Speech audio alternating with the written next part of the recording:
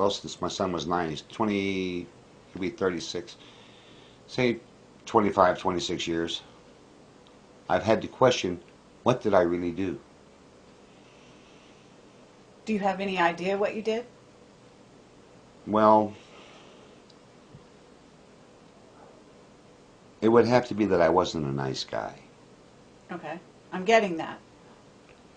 And I really don't know. Okay. But I had this very vivid memory of Dunk. Okay. And memories of seeing John in Saigon. Mm-hmm. But there's other memories that I've had corroborated where I was actually attached to a swift float base. When the base got hit, I was the last person off the base, and I come off a pier, caught on the life rails, which are 2 feet above the deck, which is 2 feet above the water line. Caught that, slammed my knees into the transom, and they pulled me up on the boat, and I laid and cried for 2 hours. I have that memory. Where was that? Quignon, Where's that? Vietnam. Oh. Right in the center of the coast. So you must have been pretty young at this time, right? Yeah, that happened in 1967, so I'd have been 26. So you came from a military family, is this right? No, I came from a Sicilian family. The Sicilian family. Okay.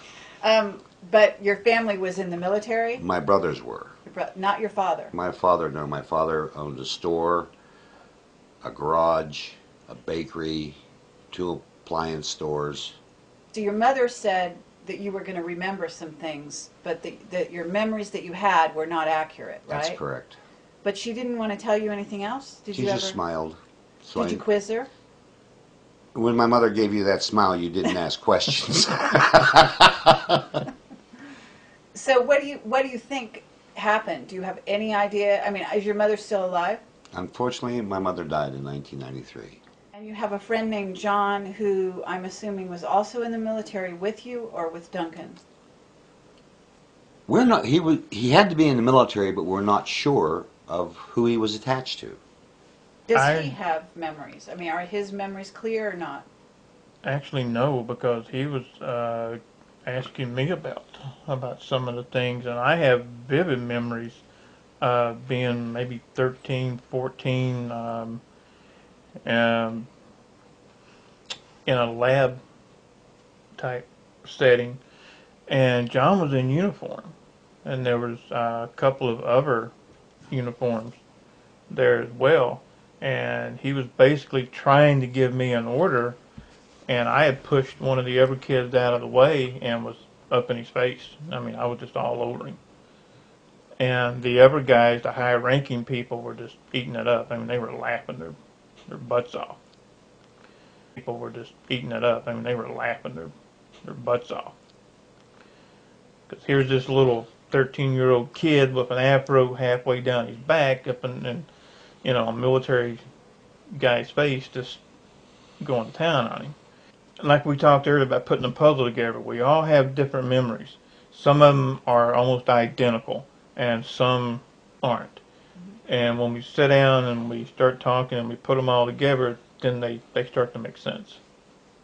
You guys act like you've known each other forever. Yeah, We have. How long have you been out of the military? Since October 15th of 1968. How long have you felt that you didn't have memories? I wasn't aware of that really until my son Asked you that question. in 1980. 1980. So, wow. So some time went by before you realized there was a gap there. And then I never realized what PTSD was about, but looking at it now and with the research I've done into it and how it affects me personally, I can look at events that happened in my life, particularly after I got out, where it affected me so greatly that it affected my advancement in different companies. How does it manifest? What happens is, what had happened. I would come in my house, if I felt being triggered, I'd come in my house, close my blinds, close the drapes, lock the door, bring the dogs in, and get my guns out. Oh, really? Okay. And nothing ever happened. Well, right. No, So- I'm not laughing because I think it's funny. I'm laughing because that's almost exactly what I would do. Oh, really? So you have something similar. Yeah, except I didn't have the animals, but I would go into a room, put a loaded pistol on my desk, and just sit in the dark and wait. Wow. And And- it's happened numerous times. And what happens is at night I will have nightmares on more than one occasion. But with my animals, particularly with this young Native American dog named Herky, he puts his paws on the bed and licks my face. If he has to come around the other side of the bed, he'll do it. And because I know he's there as a safety for me, I can wake up and I say, okay, I'm awake. What was I doing? And sometimes I get up, there's no clothes on the bed. I mean, they're just gone. The pillows are gone. They're gone. Dogs are on the floor looking at me like, what did you do?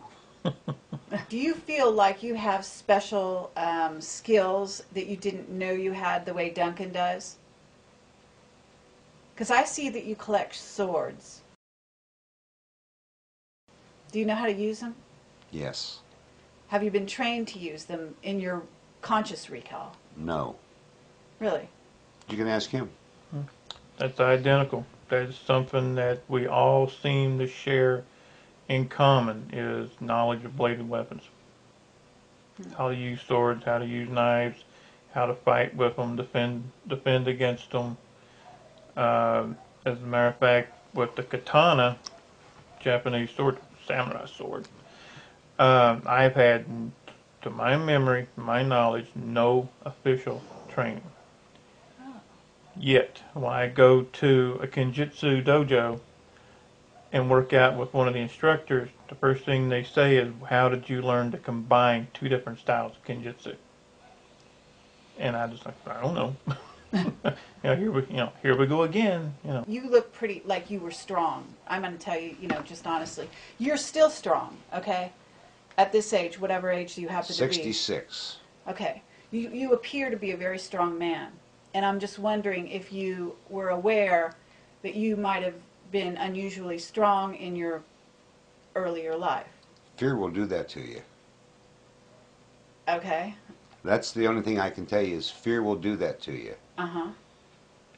Because you know how to defend yourself? Yes. Okay. You know how to defend yourself using swords, but you don't know how you learned it, right? That's correct. I assume you know how to use guns. I have a passing familiarity with weapons. Okay. I think you're a master of the understatement, as they say. I'm getting that. Me? Yeah. I'm not touching that. Okay. Want to see my paintball gun? I'm not sure I want to see any of your guns, to tell you the truth. Where did you learn to use the guns? Do you have conscious recall of that from the military? I recall my oldest brother, coming home from the Marine Corps with a .22 target rifle when I was about 6. And he taught me how to shoot. And I got pretty good with it. How good? Good enough that I'm still here. Were you good at targets?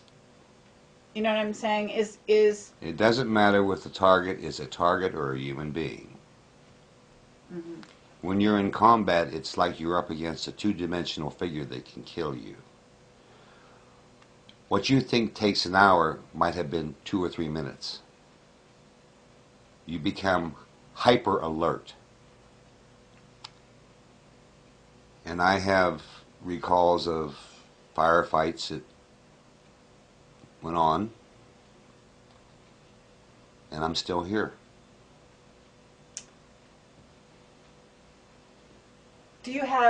Were you trained as an officer? No, not to my knowledge. Not to your knowledge. Do you know how to drive a boat? I don't know, or a ship, or, What's funny about that? My father had boats. He had cabin cruisers. He had race boats. I was raised around boats. Okay. I was raised around all kinds of vehicles. There isn't too much I can't drive. Okay. I don't pilot a plane worth a damn. Okay. I've That's never had a interesting. desire to pilot a plane or a helicopter. Okay. You go to movies, right? No. Oh, you don't? You're like Duncan. You don't go to movies because I don't they watch. trigger... I don't watch war movies. I don't watch adventure movies because that triggers. What about underground bases? Do you have any I feeling have- about that? No, but I have heard from more than one source that you can go from the coast by Los Angeles almost to the middle of the country in a submarine.